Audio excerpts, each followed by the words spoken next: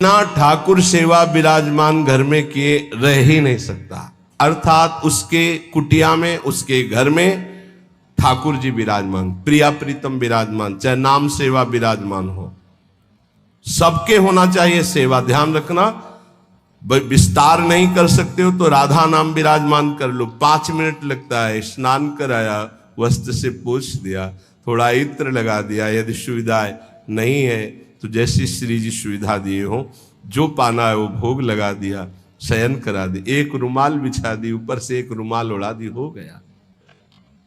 सेवा जरूर होनी चाहिए। दूसरा लक्षण है कि वैष्णव उपासक का लक्षण कि उसके पास सेवा होगी, नाम सेवा। जहां गुरुदेव भगवान जाते, नाम सेवा साथ, सेवा साथ।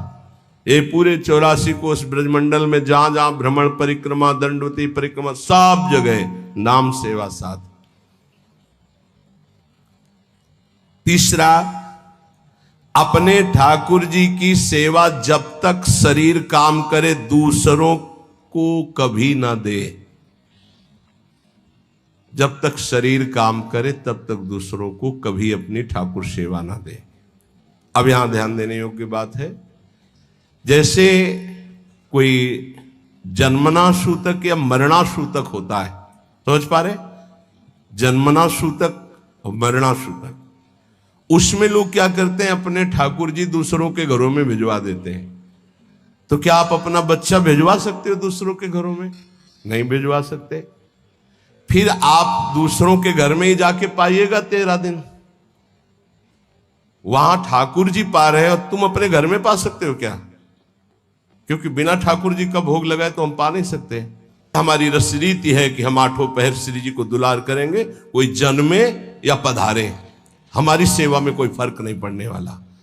हम दूसरों के यहां हुए 13 उत्सव में अब भोग नहीं लगाएंगे, लेकिन हम अपने घर में अगर कोई जन्मता है, पधारता है, उस पर कोई फर्क नहीं पड़ेगा। हमारी श्री जी की सेवा वो यथावत चलेगी, जन्मना सूतक में भी, मरना सूतक में। वो हमारे प्राण प्यारे हैं। हम बिना जल पिलाए जल नहीं पी सकते, बिना भोग लगाए भोग नहीं पा सकते, बिना से उनको शयन कराए हम शयन नहीं कर सकते। ये पद्धति वैष्णव वही जिसके घर में ठाकुर सेवा हो। और तीसरी बात, जब तक हमारे शरीर में दम है तो हमारी ठाकुर सेवा कोई और नहीं कर सकता। अम्बरीश जी की नई रानी सेवा, तो उन्होंने कहा सेवा चुराने की जरूरत नहीं, आप अपने ठाकुर विराजमान करो, हम सुविधा देंगे, पर आप हमारी ठाकुर सेवा की कि आप पोछा लगा दो, आप सोहनी लगा दो, आप पात्र मार्जन नहीं, ये हम स्वयं करेंगे। चक्रवर्ती सम्राट होते हुए स्वयं अपने कर कमल से प्रभु की सेवा की परिचर्या, तो सुदर्शन चक्र उनकी रक्षा में। अपने मस्तक पर जो सेव्य का दासत्व स्वीकार करते हैं, ये जो मस्तक पर चिन्ह है, ये किशोरी जी के दासत्व का आचार्य परंपरा से चिन्ह है। अलग अलग वैष्णवजन सब धारण, इसके धारण करने में शर्माओ मत, तुम्हारे दुर्भाग्य है जो शर्माते हो। अरे जब संसार में पति के लिए सुहागवती ठसक से मंगलसूत्र पहनकर मांग भरती तो शर्माती है क्या? तो ये अखिल कोटि ब्रह्मांडों का मंगलसूत्र है। जो अखिल कोटि ब्रह्मांडाधिपति प्रभु है वो हमारे स्वामी है, कंठी उनका मंगलसूत्र है, ये तिलक उनका सुहाग है।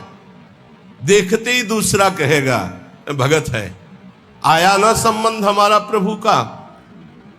हम सौभाग्यवती है क्योंकि ये हमारा सुहाग है, ये हमारा मंगलसूत्र, हमारे प्रीतम युगल सरकार है। बिहरत दो प्रीतम कुंज, अपने सेव्य का ये दासत्व मस्तक पर धारण कर, ये सीधे भगवत पार्षद हैं आप। ये कोई साधारण नहीं तिलक ऐसे खींच ले शर्माए तिलक लगाने में।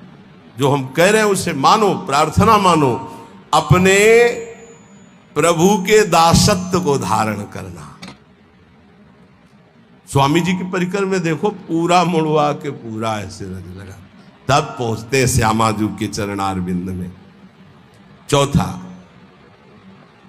कभी किसी से विरोध भरे वचन वैष्णव को नहीं बोलना चाहिए, मधुर वचनों के द्वारा ही अपनी बात कहनी चाहिए। पांचवा, किसी भी विषय और भोग की तृष्णा का आदर नहीं देना चाहिए। जो अंदर विषयों के प्रति प्रियता और तृष्णा कहते हैं, भोगे हुए विषय को पुनः भोगने, उसका आदर नहीं, निरादर करना चाहिए। चल गंदी बातों में फंसाता है मन, अब नहीं मानूंगा तेरी बात। छठवां, प्रभु की सेवा भय और स्नेह दोनों रख के करनी चाहिए। भय और स्नेह। भय कैसे? कहीं हम बात करें तो हमारी मुख में चूंकि रस होता है तो कहीं थूक की छिट्टी ना चली जाए। रसोई बना रहे हैं या स्नान करा रहे हैं, मौन का आश्रय लेकर अगर हम कहीं कुछ बोलते हैं तो, और पद गाना है तो गुनगुनाते हैं, इसमें छिट्टी नहीं पड़ने की सब। भय सहित प्रसादी स्पर्श तो पहले हाथ धोइए श्री जी की सेवा में, फिर अमनिया वस्तु छूजिए। तो भय सहित और स्नेह सहित सेवा दो प्रकार से होती है। भय होना चाहिए कि